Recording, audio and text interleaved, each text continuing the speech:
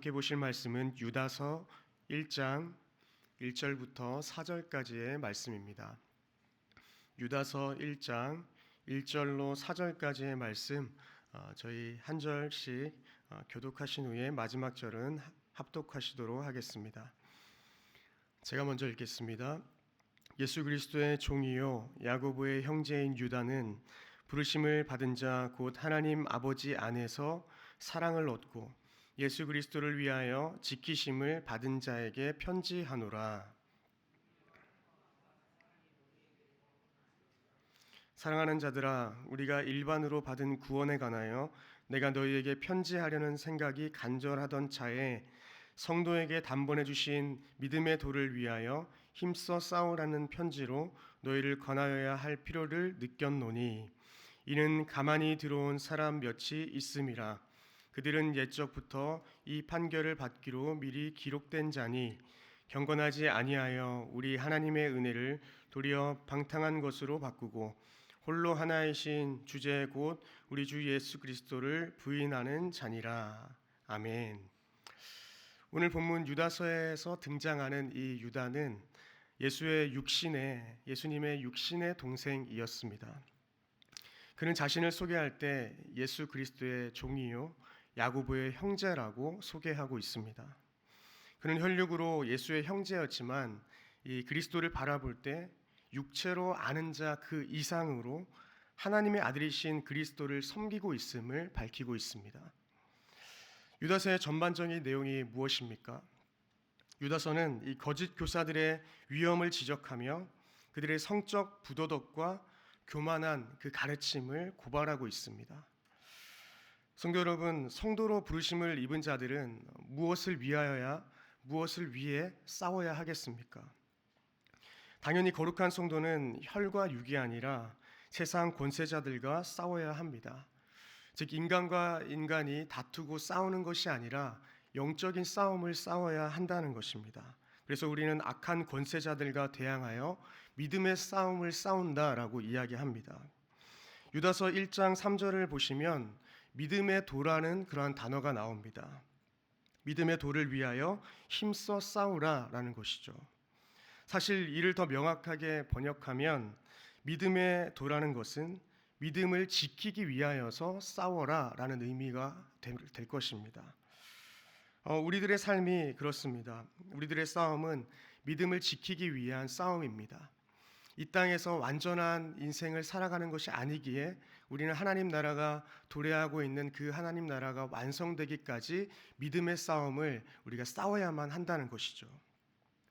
시대적 배경 안에서도 그들은 거짓 교사나 이단 사상에 대하여서 믿음을 지켜야만 했습니다.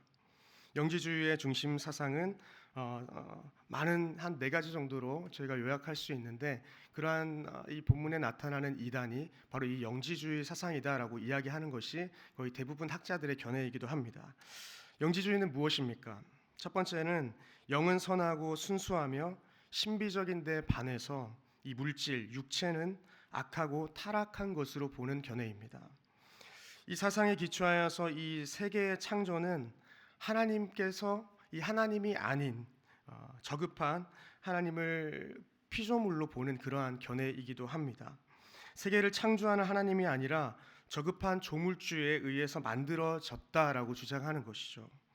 두 번째로 이 영지주의 사상의 이 핵심은 극단적 금욕주의를 추구하거나 때로는 쾌락주의를 주장하기도 한다라는 것입니다. 셋째는 영의 신비성을 너무 강조한다라는 것이죠. 그리고 네 번째는 우리가 육체를 가지고 태어났는데 이 육체를 너무나 죄악시한다라는 것입니다. 그런 이러한 결과로 인하여서 이 예수 그리스도를 바라보는 태도도 다릅니다. 그래서 예수 그리스도의 인성과 그리고 성육신 하신 그 사실을 부인하고 그리스도는 단지 사람처럼 보여진 것에 불과하다는 그러한 가연설을 주장하는 자들인 것입니다. 이러한 영지주의자들은 이 기독교 복음을 각 나라와 각 계층의 다양한 사상과 조화시켜서 모든 민족들이 공감할 수 있는 보편 타당한 진리 체계를 만들려고 시도한 것입니다. 하지만 이 사상은 결국 기독교 진리를 심하게 왜곡시켰고 복음과는 상관없는 이단 사설에 불과했습니다. 이러한 사상들이 사절을 보니까 어떻게 기록하고 있습니까? 사절을 보시면 가만히 들어온 사람들이다 이렇게 기록하고 있습니다. 가만히 들어왔다는 것은 원어적으로 보면 옆문으로 들어왔다라는 것입니다. 그러니 더 풀어서 말하면 자신의 정체를 숨기고 은밀하게 교회 안에 들어왔다라는 것입니다.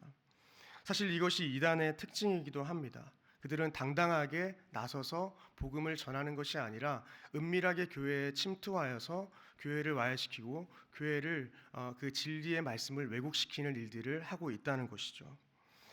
유다는 이단의 특징을 설명합니다. 유다서 1장 4절을 보시면 이는 가만히 들어온 사람 몇이 있음이라. 그들은 옛적부터 이 판결을 받기로 미리 기록된 자니 경건하지 아니하여 우리 하나님의 은혜를 도리어 방탕한 것으로 바꾸고 홀로 하나님이신 주제 곧 우리 주 예수 그리스도를 부인하는 자다라고 기록하고 있는 것이죠.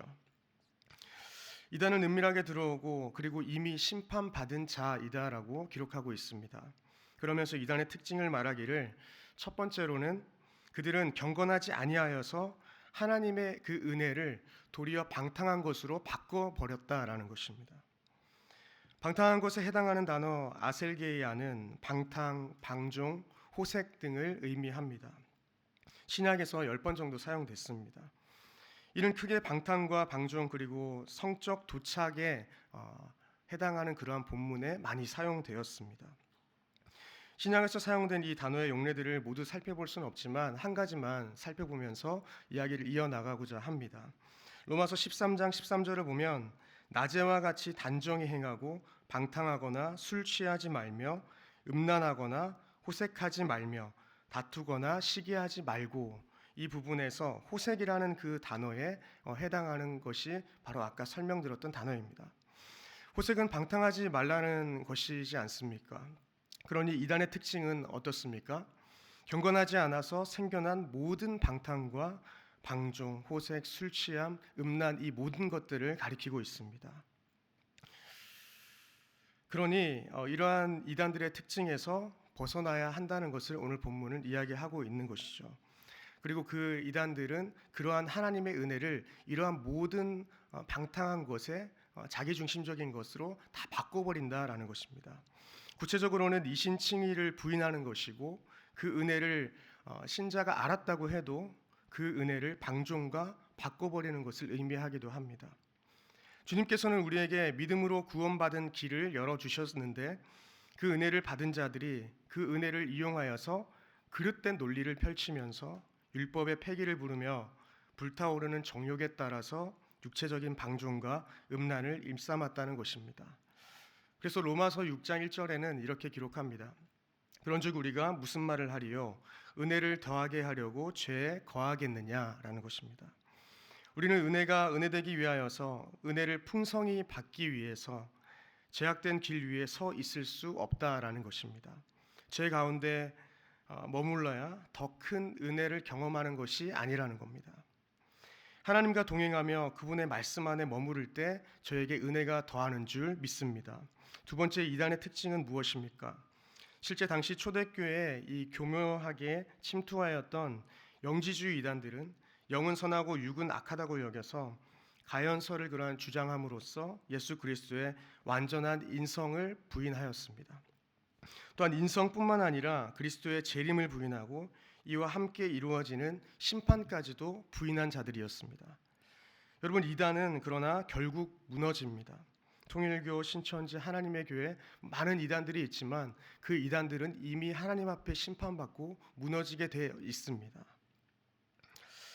하지만 바른 복음 위에 서 있는 경건한 자들은 결국 이 땅에서도 천국을 맛보고 영원한 하나님 나라에 거하게 될 것입니다. 성도 여러분, 1장 3절의 말씀을 기억하십니까? 믿음의 도를 위하여 힘써 싸우라라는 것입니다. 이 말씀이 어떤 뜻이라고 말씀드렸습니까? 이것은 믿음을 지키기 위하여서 우리가 힘써 싸워야 한다라고 말씀드렸습니다. 저희가 이렇게 이 땅에 살아가는 이 짧은 인생 가운데 주님께서 허락하신 이 말씀 붙들고 믿음을 지키며 힘써 싸워나가는 저와 여러분들이 되기를 소망합니다. 물론 믿음과 구원은 하나님의 은혜이고 하나님의 주권입니다. 그러나 성도에게는 이 은혜에 합당한 책임이 따른다는 것을 기억해야 한다는 것이죠. 나는 구원받았으니까 하나님이 예정하신 믿음의 사람이니까 라고 생각하며 하나님의 은혜를 도리어 방탕한 것으로 바꾸는 삶이 아니라 끝까지 믿음의 돌을 붙들고 살아가는 저희 모든 정연의 가족들 되기를 소망합니다. 말씀을 맺겠습니다. 사랑하는 성도 여러분, 마지막 때는 하나님을 두려워하지 않고 자신의 정욕에 따라 살아가는 자들이 믿는 자를 조롱한다라고 성경은 분명하게 기록합니다. 유다서 1장 18절에 그 내용이 기록되어 있습니다. 그렇게 살면 너희들은 많이 재밌게 살 수 있니? 그게 재밌니? 그렇게 사는 걸로 만족할 수 있니? 사람들은 이렇게 이야기할 수 있습니다. 너무 유난스러운 거 아니야? 너만 믿음 생활하니? 이렇게 많은 이야기를 들을 수도 있습니다. 이들은 마치 자신들의 삶의 목적이 온갖 악을 저지르는 데에 있는 것처럼 설친다라고 이야기합니다. 하나님을 비웃고 거역하며 제멋대로 행동할 것입니다. 그러나 성경은 분명히 이야기합니다. 이러한 자들은 육에 속한 자이고 성령이 없는 자라는 것을 분명히 이야기하고 있습니다.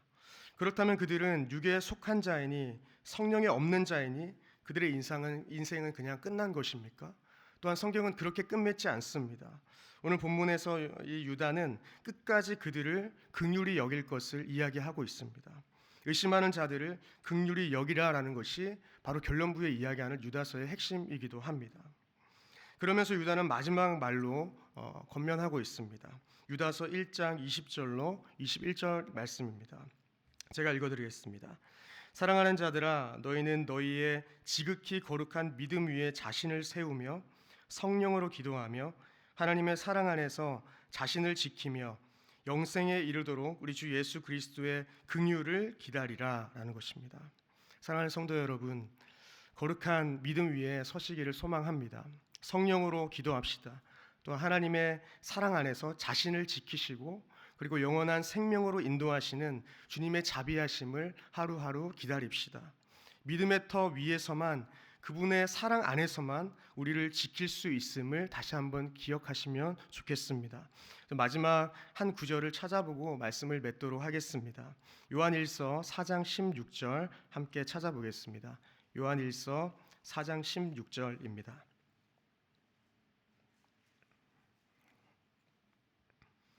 요한일서 4장 16절 한 목소리로 합독하시고 말씀을 맺겠습니다. 함께 읽겠습니다. 하나님이 우리를 사랑하시는 사랑을 우리가 알고 믿었노니 하나님은 사랑이시라. 사랑 안에 거하는 자는 하나님 안에 거하고 하나님도 그의 안에 거하시느니라. 아멘.